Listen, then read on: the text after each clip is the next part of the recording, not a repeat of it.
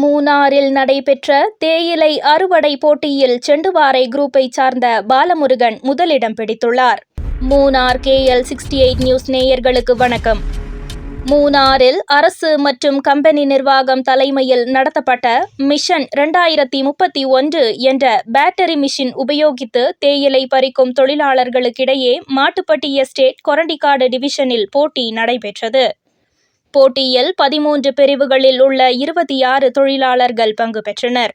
KDHP company, HML company, Talayar, Suryanelli, Lakkad சார்பான தேயிலை அறுவடை போட்டியில் சிறந்த தேயிலை பறிப்பவராக கண்ணன்தேவன் டீ பிளான்டேஷன் சார்பாக செண்டுவாரை குரூப் குண்டளை எஸ்டேட் ஈஸ்ட் டிவிஷனை சார்ந்த பாலமுருகன் முதல் பரிசை பெற்றார்.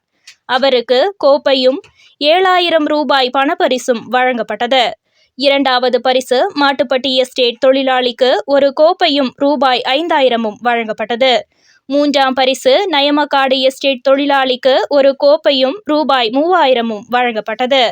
இந்த போட்டியின் பரிசளிப்பு விழா மூணாறு KDH கிளப்பில் நடைபெற்றது.